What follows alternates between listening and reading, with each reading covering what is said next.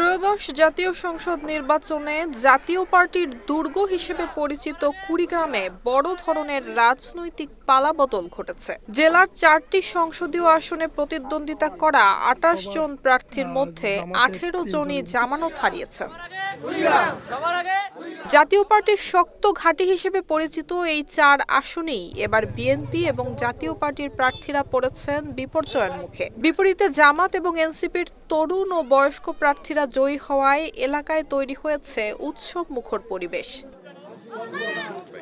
কুড়িগ্রাম 2 আসনে জামানত হারিয়েছেন 7 জন প্রার্থী। এই আসনে বিপুল ভোটে নির্বাচিত হয়েছেন এনসিপির প্রার্থী ডক্টর আতিকুর রহমান মুজাহিদ। অনেকেই কাজ করেছে, নিজের থেকে কাজ করেছেন, আমার টাকা পয়সা ছিল না ভাই, সত্য কথা বলতে। তো ওনারা যেটার জন্য প্রত্যাশা করেছে, যে স্বপ্নটা আমরা দেখি, একটা আত্মমর্যাদাশীল কর্মমুখর কুড়িগ্রাম, যেখানে মানুষগুলো কাজ পাবে, সম্মান পাবে, সেই কুড়িগ্রাম। চুল পড়া অনেক কমে গেছে, থ্যাংক ইউ মা। চুলের ভিটামিন জুই মাল্টিভিটামিন কোকোনাট অয়েল।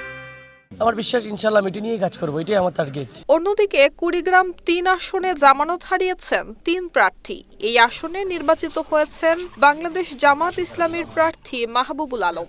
তারা অন্যান্য অনেক সরকারকে দেখেছে, অনেক সংসদ সদস্যদেরকে দেখেছে, এবার তারা জামাতকে বেছে নিয়েছে। তার কারণ যারা বিশ্বাস করে যে জামাত সুষম উন্নয়ন করতে পারবে, এবং জামাত যেহেতু একটি দুর্নীতিমুক্ত দল বলে জামাত নিজেকে দাবি করে এবং মানুষ এটাকে বিশ্বাস করে। কুড়িগ্রাম 4 আসনেও 7 প্রার্থীর মধ্যে 5 জনই জামানত হারিয়েছেন। এই আসনে বাংলাদেশ জামাত ইসলামীর মোহাম্মদ মোস্তাফিজুর রহমান নির্বাচিত হয়েছেন।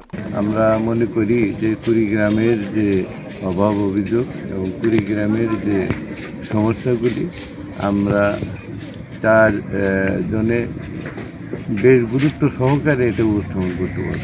নবনির্বাচিত এমপিরা জানিয়েছেন জেলার উন্নয়নে সম্মিলিতভাবে কাজ করবেন, বিশেষ করে নদী ভাঙন রোধ, যোগাযোগ ব্যবস্থা উন্নয়ন, কর্মসংস্থান সৃষ্টি, শিক্ষা এবং স্বাস্থ্য সেবার মান উন্নয়ন, সেই সাথে চরাঞ্চল উন্নয়নকে অগ্রাধিকার দেওয়ার আশ্বাস দিয়েছেন তারা।